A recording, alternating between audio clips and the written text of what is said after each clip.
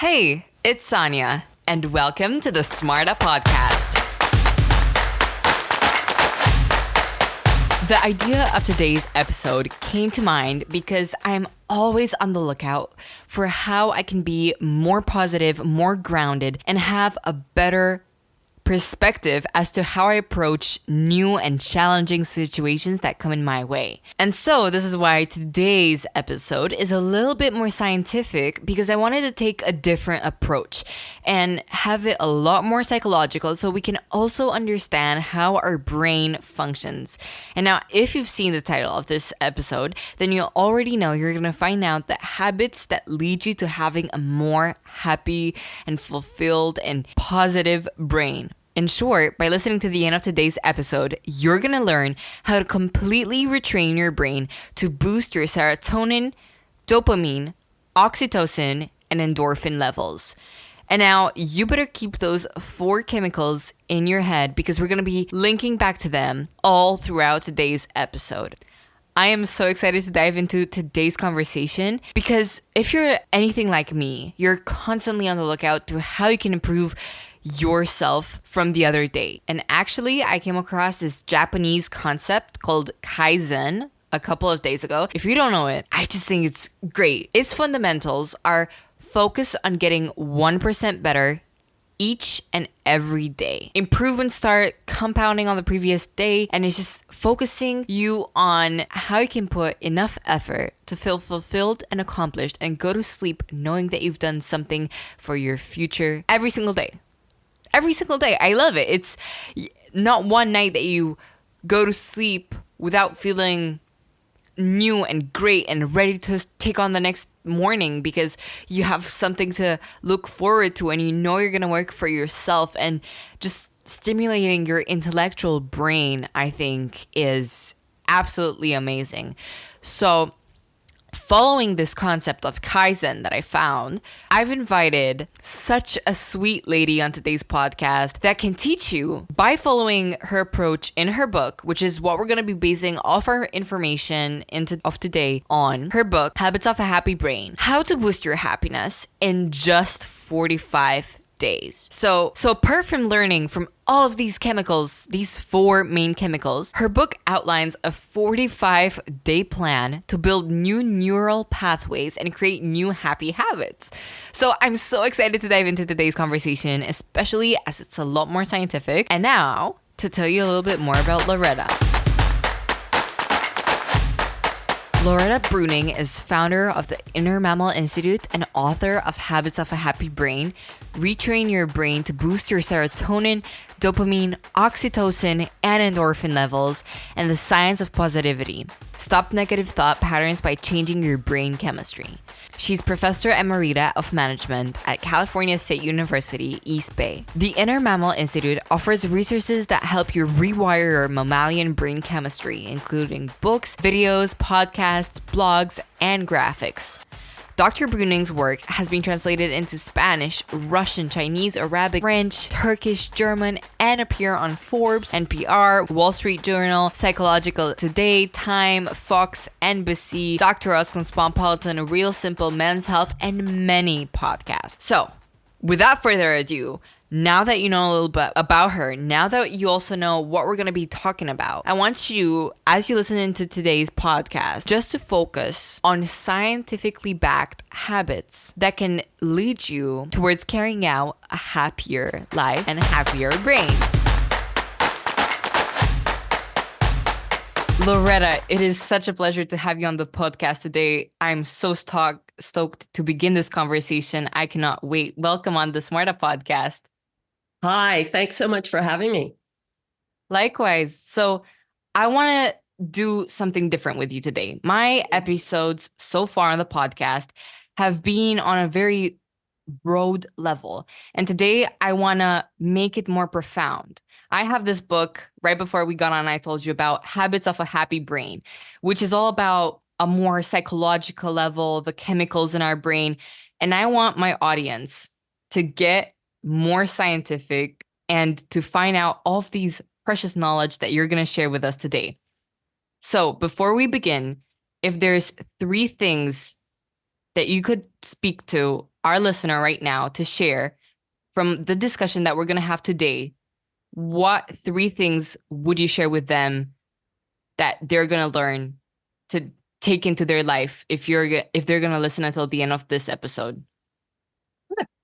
Well, first, I would call it self acceptance that we all have this brain that creates big emotional surges, and it's absolutely natural. Those emotions evolve to do a job, and everyone else is struggling with the same emotions. So there's no reason to think there's something wrong with you. The second thing is to know that you have power over these emotions, but the power is very limited. So you have to understand what the power is.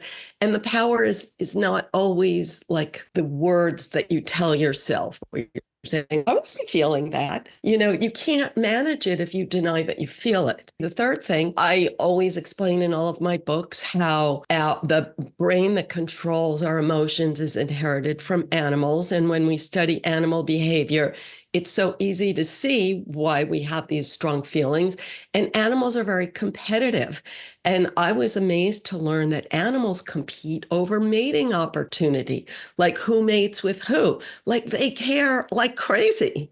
And so when we have these strong surges, whether it's about mating opportunity or any other kind of social rivalry, to sort of step back and take a deep breath and to know that this is just a natural animal impulse, but it's not really a life or death thing, but the chemicals make it feel like a life or death thing. I love it. I love that. Self-acceptance, power, and the competition between animals. Dr. Loretta, many teenagers, and we're going to target the listener now, have mood swings, can find inconsistent happiness because they're teenagers or students and they're just discovering themselves. Their brain is still developing. Can you explain how understanding our brain chemicals and not just going about our day thinking many that other people don't experience what we experience and actually finding out the biological information behind it can help young people create habits that lead to a more stable and lasting happiness? The first most important thing is that the brain chemicals that make us happy are not designed to be on all the time. They're designed to motivate action when you have a good opportunity. So a simple example is animals go around hungry all the time. They look for food. When they see food, a good feeling turns on, and that motivates them to take action toward the food. Then when they get the food, they're happy for a minute, and then the happiness stops. And that minute of happiness connects neurons and builds a neural pathway that helps them find food more easily in the future. So that means when you see something that you want and you go for it, you get a minute of happiness and that's it. So if you expect like that there's something you're going to get that's going to make you happy forever, it's not going to happen. If you think other people are getting happiness all the time, they're not. And if you can't deal with that moment when the happy spurt ends, then you're going to be flustered a lot and maybe make some bad decisions, like doing something to get fast happiness that's not really good for you. But the other big thing is, I said that when those happy chemicals turn on, neurons connect and wire your brain to say, this is the way to go. This is the way you need to get rewards in the future. So by the time you're in your 20s, those neural pathways are built. And then most people, it's hard to believe, but they just keep repeating themselves. Like whatever worked when they were young, they just repeat it. So it's very important to pay attention and to know, like, for example, if you're a young person and you go gambling and you win, that your brain thinks, oh, gambling is a good idea. I could just gamble and win all the time. So our brain is not rational. It just learns from rewards.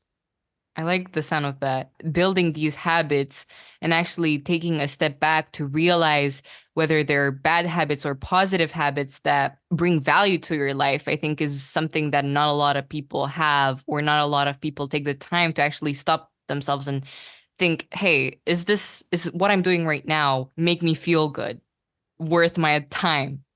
I want to take you Well, in the also, direction. some famous basketball player said, be careful how you choose to spend your time because everything you do is habit forming. So, whatever you choose to do, that's going to become your habit. Now I want to take you into the direction of The Habits of a Happy Brain, the book that I have right here next to me. And I want to talk about the four main chemicals that you talk about in this book. Because to be completely honest, before I got on this podcast with you, before I even got the book, it was a very common misunderstanding for me to mix up all of these chemicals. And these are dopamine, oxytocin, serotonin, and endorphin. Endorphin. Endorphin, yes. And actually, you also talk about cortisol. And I want you to tell me, why do they matter? What do they do? What's the difference between them? The four good feelings and one bad feeling of cortisol. Mhm. So the chemicals feel so strong that when a good chemical turns on, it feels like the truth. When a bad chemical turns on, you think, there's got to be something bad going on. It couldn't be just a chemical. So to understand this, we need to know that at the core of our brain, we have this thing, it's called the limbic system, but the names don't matter.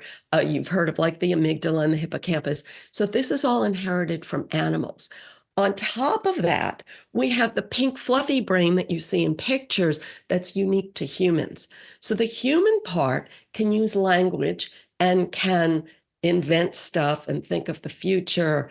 So it always thinks it's right. And it's always trying to come up with good explanations and make you look good. But the Mhm. animal part of the brain controls the chemicals. The human talking brain cannot control the chemicals. So that's why we're always having this war between our two brains.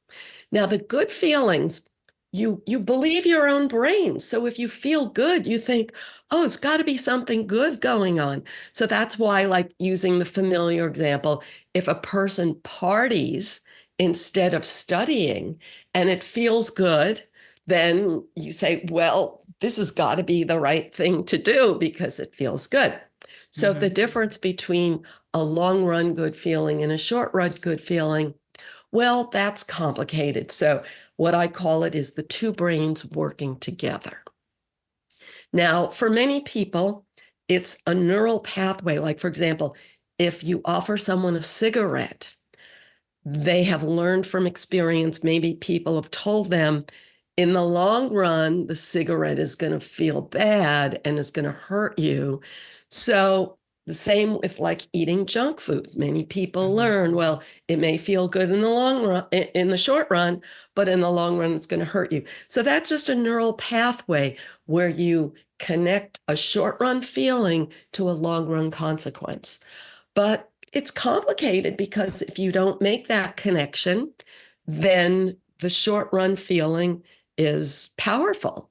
But it's complicated because, like, if a person has a cigarette, the first time you have a cigarette, it's disgusting. You don't want it. But then you can learn that a cigarette makes me cool. So this is what's so important is what makes you cool is what your brain learns more from because there's no bigger reward to your brain than being cool because the animal brain is designed to spread its genes. And what that means is to be popular with others, especially potential mates. And whatever makes you popular, your brain turns on those happy chemicals, your neural pathways build, and you say, oh, this is the most important thing in the world, whatever it is that makes you popular for a minute. And to know that that's just a neural pathway that you built in your past. And it's hard to know that while it's happening because the chemical is so strong. You barely touched upon cortisol there, and I'm really curious to know, how much does the average adult's brain secrete cortisol during the day? Are there any practices or habits that we can do to minimize these negative feelings really that we get during the day? There are so many different points of view, and a lot of the points of view are popular on the internet. And instead of spending our limited time attacking other people's views, I'll start with my view. Okay. So, from an animal perspective, cortisol is the alarm button that says, you have failed to meet a need. So the simple example would be hunger. So in the animal world, if you've watched nature videos, sometimes a lion fails to kill and get a meal for days, and they're starving. And cortisol, like what they're so hungry, they'd rather just take a nap. But cortisol makes them wake up and say, you better go out and find food or you're going to die. So, because in the human world, we have food more easily than our ancestors, which is a very new thing. So we turn on cortisol for other things, but it still does the job of saying, you're going to die if you don't do this. So, for example, if you're young and you become popular when you kick a goal in a soccer game, or you have the starring role in your class and everyone claps for you and thinks you're so smart. And then you try to do it again and you fail. You can't do it.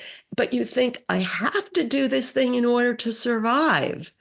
Um, then cortisol turns on and it feels like a survival threat if you get a bad grade or don't get chosen for an athletic team or you smile at someone and they don't smile back at you because that wiring says this is the way to survive.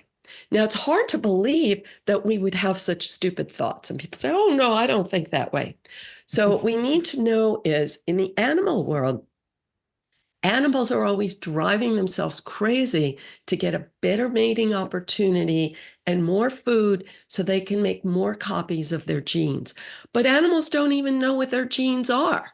So, what drives us crazy is I want those happy chemicals and I want to stop those unhappy chemicals. And it's just so motivating that that's how the animal brain works. And then our human brain just comes up with theories to explain these strong feelings.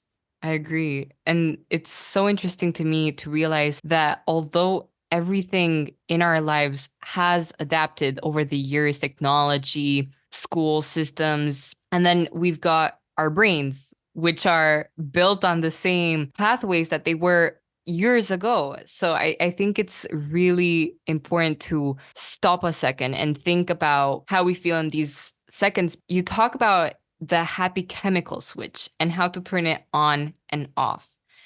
So if you could talk to me about the difference between the endorphins, oxytocin, serotonin, and dopamine, and how we can turn our happy chemical switch on during the day for all types of people, whether it's a student or an employee in the workplace.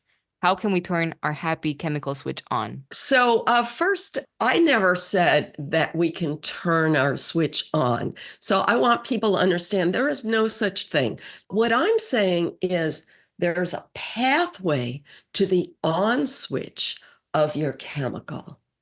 And just like the pathway that tells a lion, if you run in a particular way, you're going to get food and that's going to feel good.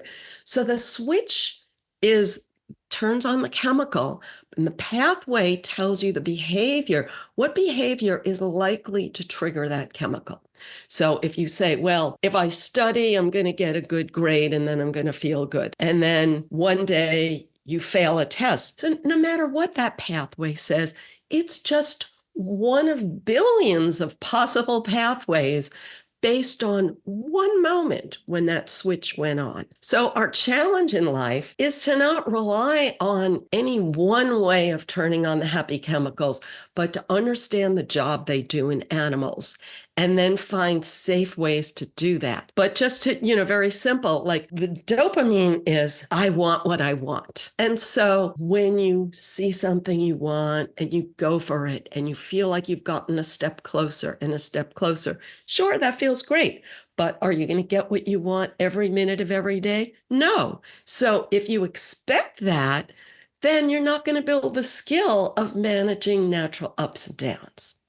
I like that you emphasize that there because it's definitely something that you can't just flip on or off. I want to bring you to the newsletter that you have because I just signed up to it before we got on the podcast. And I got my first email about dopamine, which explained a couple of the things about why we do bad things to make us happy. And now I know about that, but the person listening doesn't. And if you could tell me about how we can start to rewire our brains to create happier pathways, because all your book covers is happy brain, happy chemicals. As I talk about it, whatever is a bad thing in your mind may not be a bad thing in someone else's mind. So think of something that you do that you know is really bad for you, but you just want it so much and you just think you'll be miserable without it. The reason that you want it so much is because it's a real physical pathway in your brain built from a real experience in your past. So, for example, when I was young, my mother would take us out for ice cream, and it was related to like a good moment in our lives. And there were plenty of bad moments. So my brain connected ice cream to good moments. And so if I eat a pint of ice cream every night, is that going to make my life good? No. But my brain believes that because it's a real physical pathway.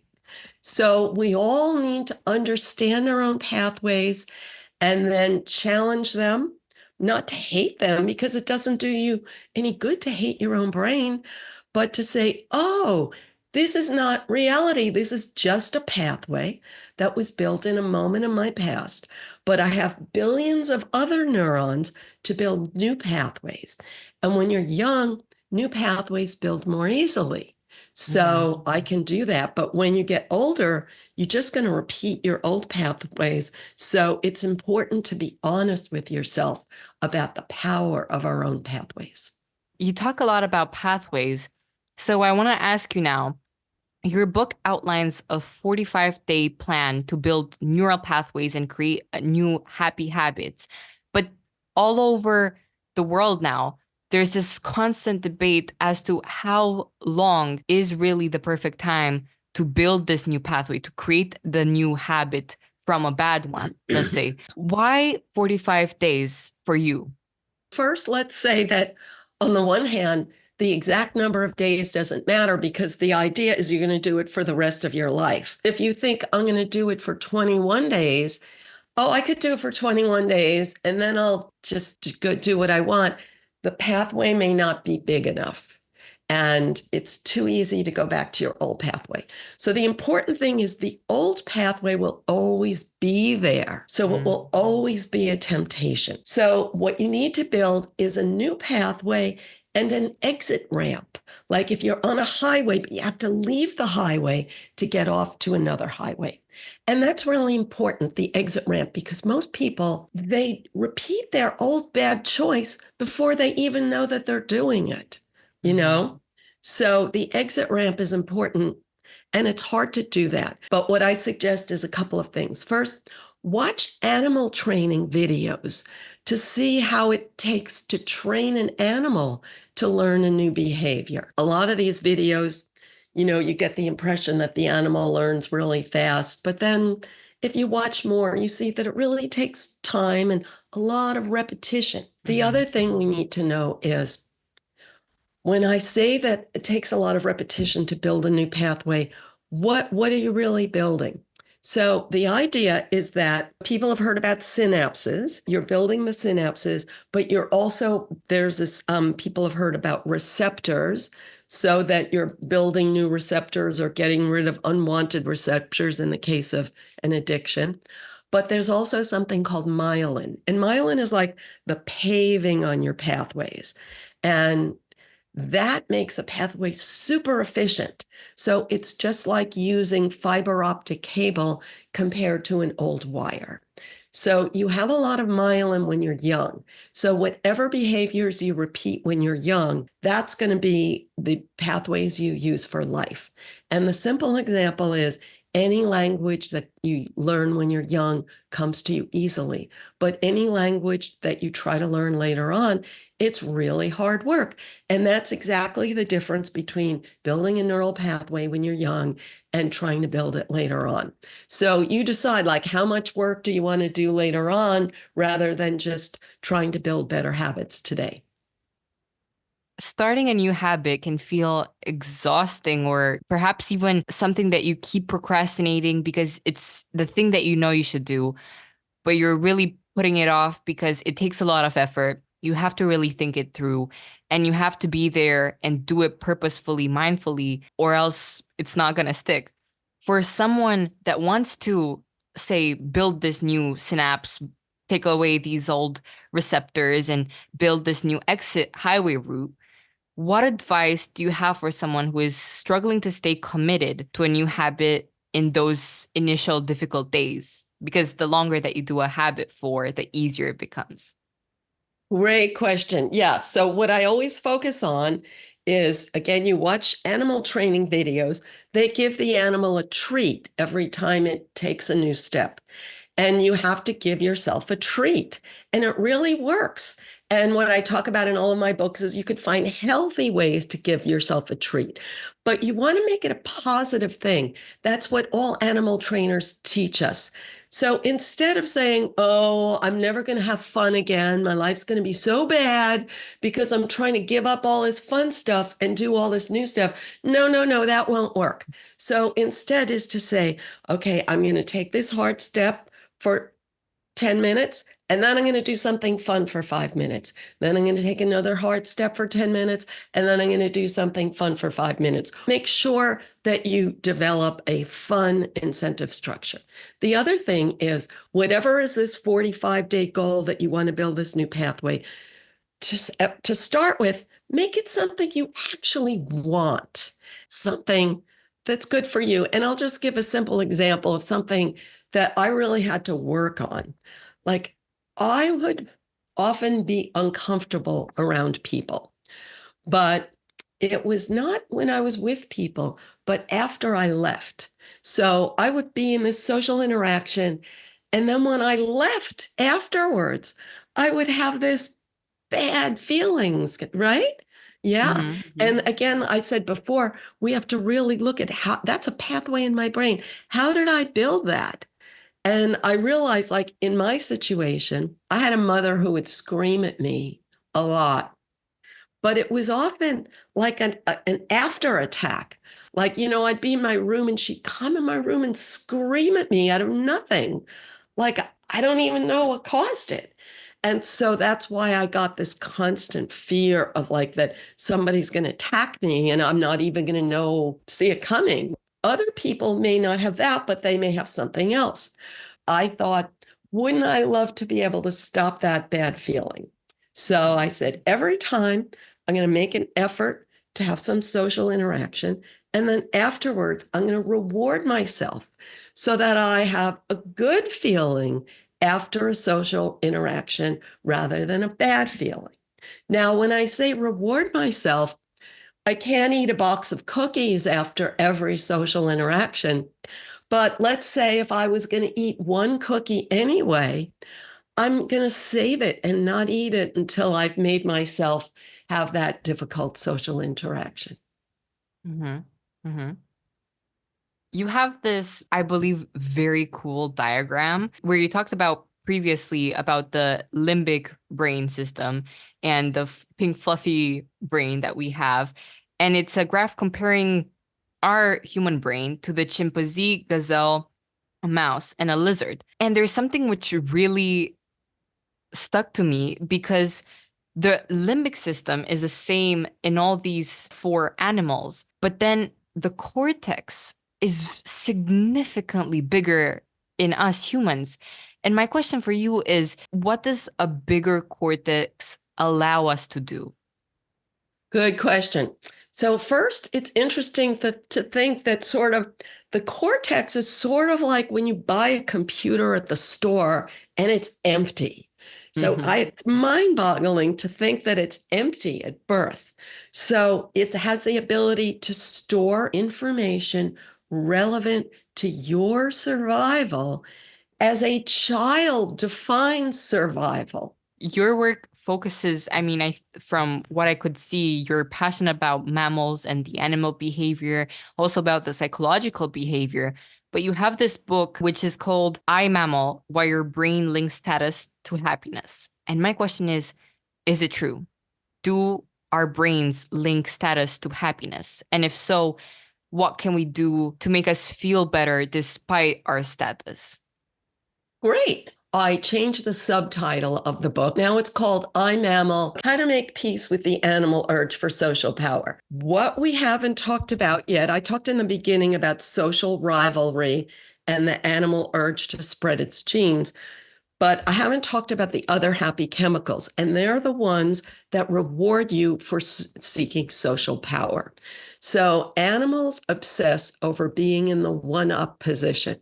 And biologists have known this for a century, but it's not politically correct because we're supposed to want equality, and we're supposed to blame inequality on some political system that we don't like and think that if you get rid of this political system, then everyone will automatically be equal. But if you know that animals are not equal, that they are fighting over social dominance every minute of every day, and whichever one wins makes more copies of its genes.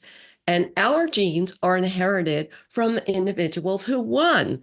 So we are all obsessed with getting social power, despite our thinking, oh, no, not me, I'm not one of those.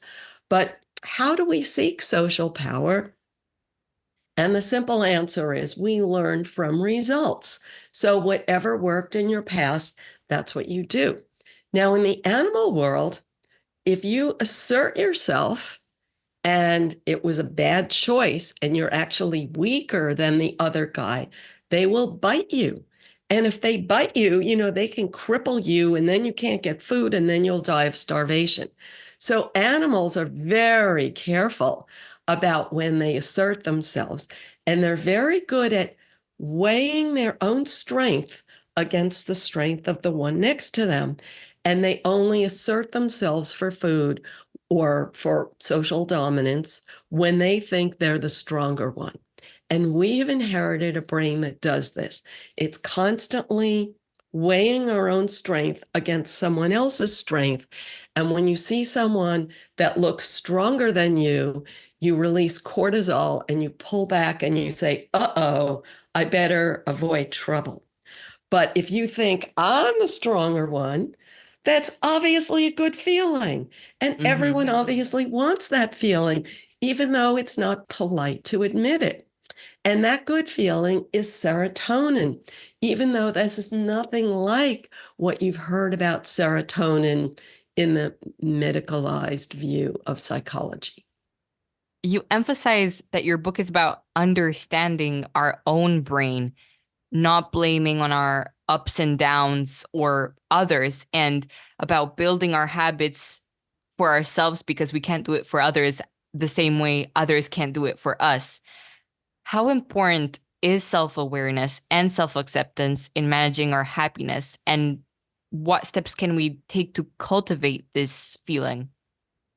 Great question, because as you know, what's in the news now that you referred to is this idea that your phone is causing these bad feelings, whether it's about the social rivalry serotonin aspect of life, or the I can get it dopamine aspect of life, or the oxytocin quest for social support.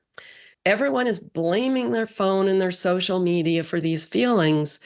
So the self-acceptance is to know that you're creating these feelings inside you, because if you blame it, so some people blame it on their device, but also you blame it on your parents, your teacher, your boss, the person you don't like, who in your friend group, as if they disappeared, that you wouldn't have these feelings.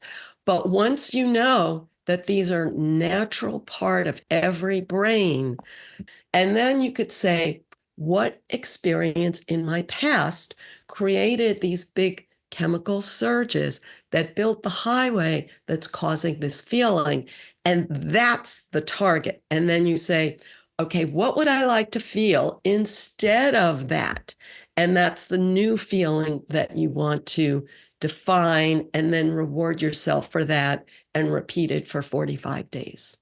Loretta, we have this tradition here on the Smarta podcast where we ask the last guest on the podcast to ask a question for the new one. And my last guest was Scott Friedman. And he is proposing you to answer this question. What is the greatest gift that you can give your students? Right. Okay. Well, so the greatest gift for my students would be to find their power over their own brain rather than always thinking that someone else caused them to feel this or think this. And it's really hard to find our power over our own brain.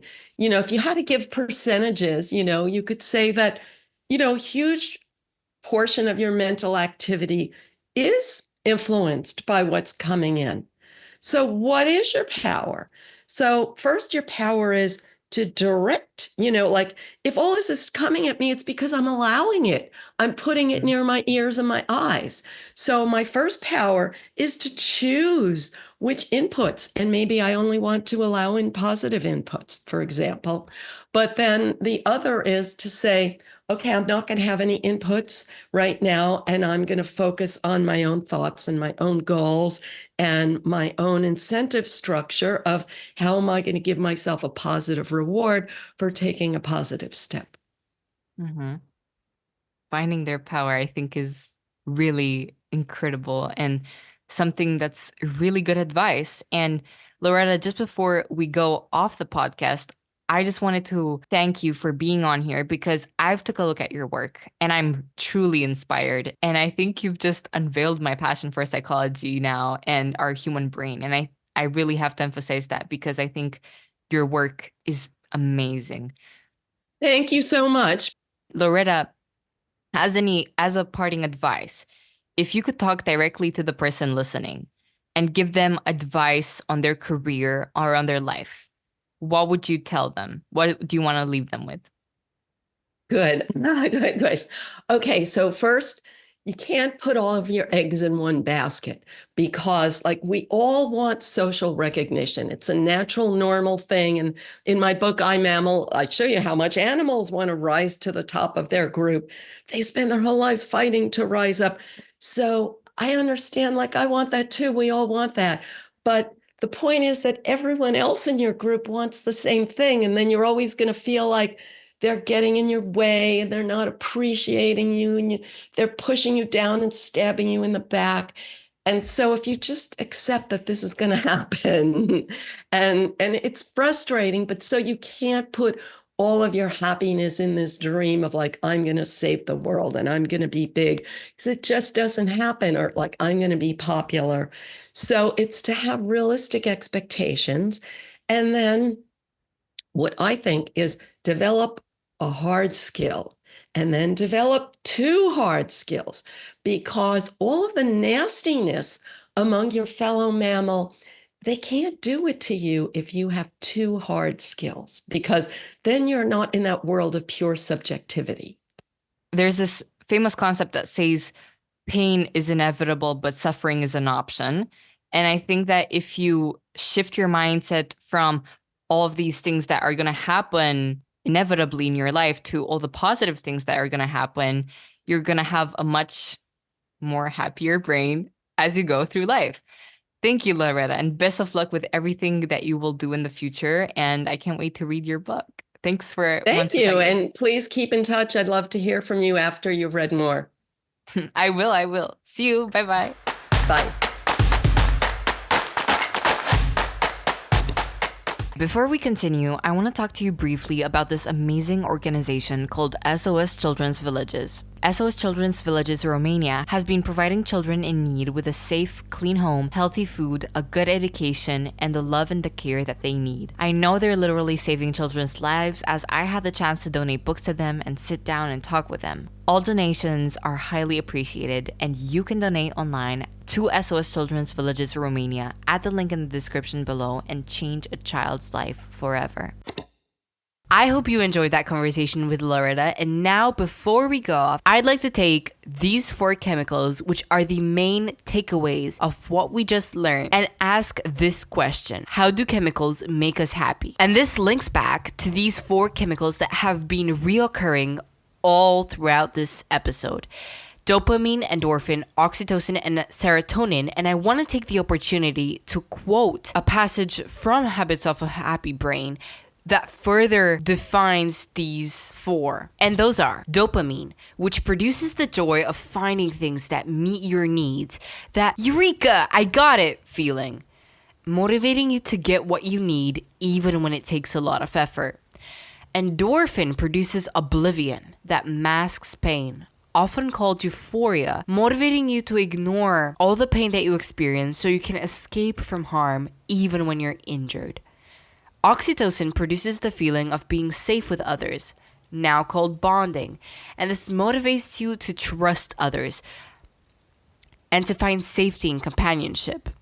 Serotonin produces the feeling of being respected by others, pride, motivating you to get respect, which expands your mating opportunities and protects your offspring. So that was just an insight onto psychologically based habits to build yourself a happier life. Now, I'd like to thank you for taking the time to listen to something that will improve yourself and will take you 1% closer to becoming your ideal self. I just think that's great. And I'd also like to ask you a favor, and that is, if you've learned anything in today's podcast, especially from these 4 main chemicals, I'd like you to share this episode with a family member or a friend that you know wants to get better at their life, at what they do, or that is simply interested in psychology. Remember, the key to achieving your goals is consistency. Breaking down that unattainable, impossible-looking goal to just a daily habit formation of not even 15 minutes a day, and you'll see how far that will lead you. If nobody told you this today, I want to be the first one that says, I believe in your ability to create the life of your dreams. See you next time. Bye-bye.